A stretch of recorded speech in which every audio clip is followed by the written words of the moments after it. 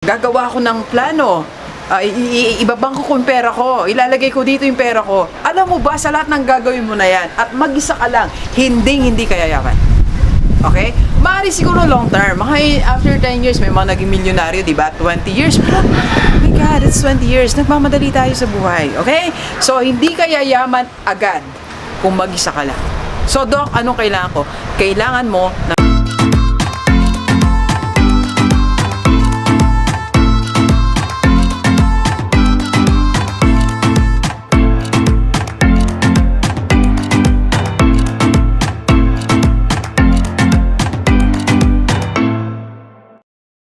Positive Day, Gilibers. This is Dr. Gigi Sunga from Mike and Jane's Project. Magandang umaga sa lahat ng mga Gilibers natin. And sa first time po tayong panood sa aking YouTube channel, thank you very much.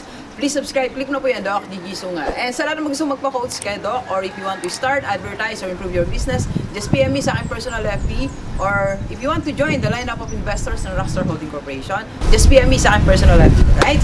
Okay, so sa ating lahat na nandito sa Mariveles, magandang umaga. Nandito po tayo sa Mount Tarak Resort and Restaurant. So, maraming salamat, Sir Benedict, Ma'am Reggie, and the family. Pinatuloy tayo dito at pinagpahinga tayo ng 1 night and 2 days. Alright? And sa pagmumuni-muni natin, meron tayong isang conclusion. Okay? Di ba sabi nga sa Old Testament, di ba sabi ni Haring Solomon, the conclusion of the matter. Yan.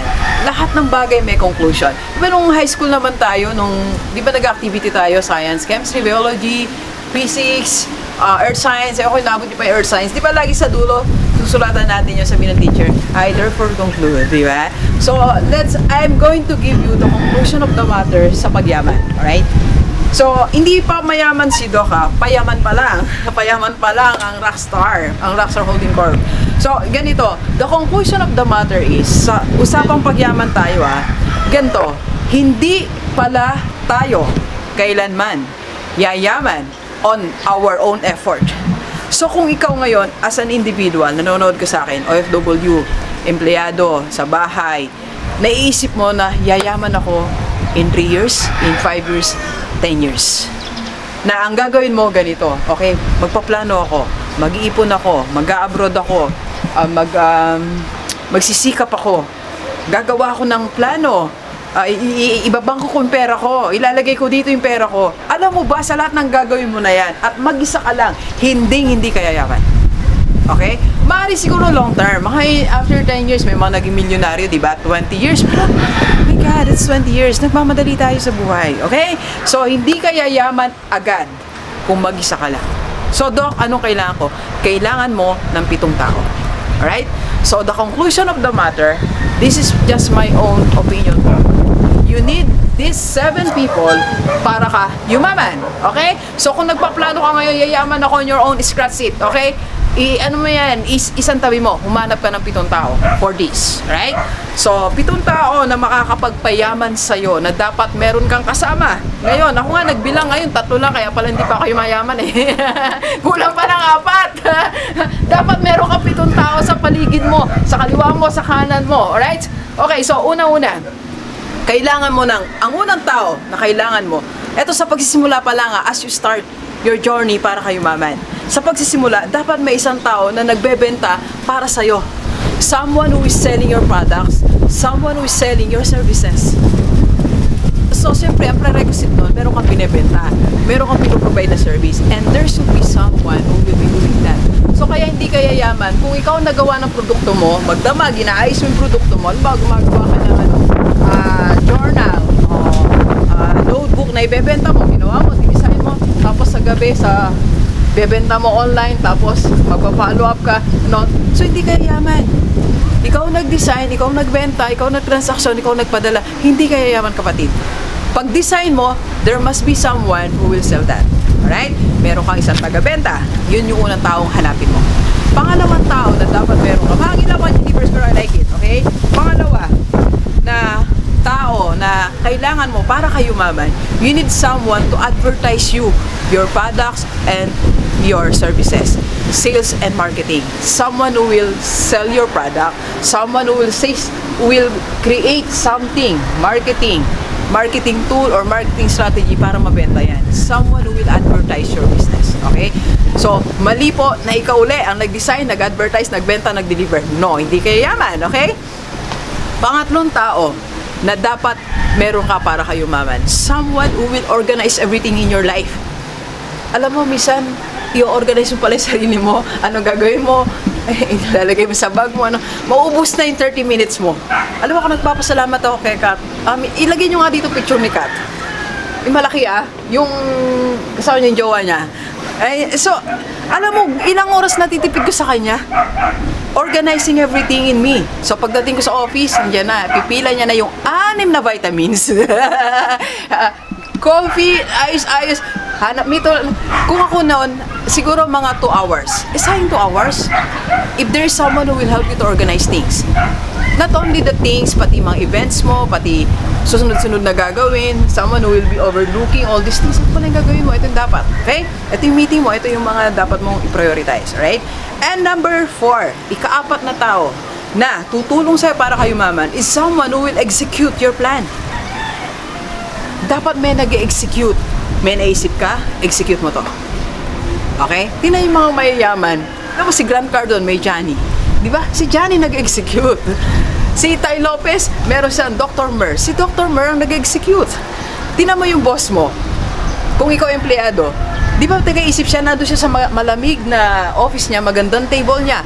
Tapos may nag-execute, may nagmi-meeting Department A, Department B. O kaya kung hindi pa naman ako malaki, para naman ako yayaman. Di ba, meron ka rin tao na nautusan, o ikaw magpunta dito, o dalhin mo to dito. Di ba pinlano mo sa gabi? Tapos ina-execute niya. I remember nung nagsisimula po ako, when I was still a principal, sa gabi sulat ako ng sulat. Tapos kinabukasan, itetext ko si Kat. Yung isa pong Kat, yung pamangkin ko. Itetext ko si Kier. Itetext ko si...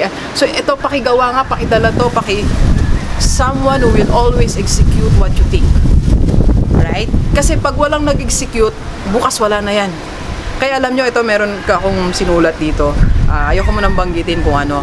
Rockstar, yung pinagmitihan namin kahapon. Ngayon, nag-iisip ako someone who will execute it. Kundi mananatili siyang idea. Sayang po kasi. Okay? Number 5 na kailangan mong tao is someone who will build your brand. Build your brand. Or who will plan for your brand. Ako nagpapasalamat ako kasi nagpa-branding tayo ngayon as CEO ng Rockstar Holding Corporation. Nagpapasalamat ako sa Harold. Ito yung magme-meeting kami, Doc, this is how we're going to build your brand. Someone, hindi naman ganun kalaki agad na brand. Someone who will just advise you, so ganito gagawin mo para yung brand mo mapanatili natin maayos. Because brand is always different from your products and for your services. Okay? Doc, maliit pa lang naman nga ako. Oo nga, maliit ka pa lang, nagsimula ka pa lang, ayusin mo na yung social media platform mo. Kung meron kang isang tao na makakatulong sa'yo paano ba mag-post, paano mag-caption. Okay? So, mamaya pag-usapan natin paano mo gagawa lahat to. Alright? Okay, next. Number 6. Para kayo maman, there must be someone who is solving your problem. Alam mo yun? Pagmana pa ng isang taong medyo mataas ang EQ niya, matatag emotionally, hindi siya kayang buwagin, i-shake, mapaiyak, ma-down ng mga circumstances. At siya yung taga-solve ng problema mo. Alam, ang laki ng matitipid mo sa buhay pag may taga-solve. Alam mo ngayon, meron kami executive manager. Isa lang taga-solve. Madam, etong problema, etong situation, gawin mo. Diba? So, ang ginagawa ko na lang ngayon, nag-iisip, hindi lang nag-solve ng mga iba't may mga problems na ikaw talaga. May mga problems like, ano nangyari sa internet, ano nangyari dito sa social media natin. So, iba na magsusolve mo. Okay? And, last, na tao na kailangan mo, someone who will connect you to different types of people. Etong mga simple lang ito kay kaibigan mo. Like to, nakilala natin si Sir Benedict. Na-connect lang naman to ni Ma'am Reggie. Si Ma'am Reggie, na-introduce ako ni Ma'am Jeka, nakakilala ko, at ni Sir Jonathan. So, ganun lang, di ba? So, kaya nga, napakalaga that we are connecting with different types of people. Kasi yung na-connect mo na yan na isa, mag-multiply yan. Kaya nga po, kanina I was watching Grant Cardone, sabi niya po doon, sa itong March na to, monthly, meron ka dapat 3 events na may nakikilala ka. Punta ka kahit saan, basta may tao. Punta ka sa mga webinar, punta ka sa coffee shop, punta ka sa mga birthday, basta may makausap kang tao. Okay? Kasi makikilala mo na yan, ikukonect ka sa ibang tao. Like ngayon, meron kami sisimulang negosyo sa Pangasinan. Yung key person diyan, it was just introduced to me. Connections. Diba sabi ni Sarah Geronimo, connections. Okay? Alright, ganito believers. Sa mga nagtatanong, Doc, paano kung nagsimula pa lang gusto kong yumaman? Paano kung may ipon ng 7 tao na yun? Start with 1 people muna. Isang tao muna. Taga-benta muna. Alright? Then susunod na yung taga-market, susunod na yung taga-solve the problem, taga-organize, and lahat. Ito naman, hindi naman nung nagsimula ako, mag-isa ko lahat eh. Ako gumagawa. So ngayon, 3 na sila, kulang pa sila. Hindi. Ngayon, di ba, marami ng tao sa paligid natin. Okay? Because I just realized, hindi tayo yayaman na mag-isa lang natin. You need these 7 types of people. Start with 1. Okay? Basta mahalaga, mangarap ka, mabuo ang 7 na yan. Right? Okay, maraming salamat. So, sana nakatulong ang vlog na to. Right? Okay, so please share this video sa lahat ng mga kaibigan natin. Kahit OFW o dito sa Pilipinas para sama-sama tayo mabago ng mga dati.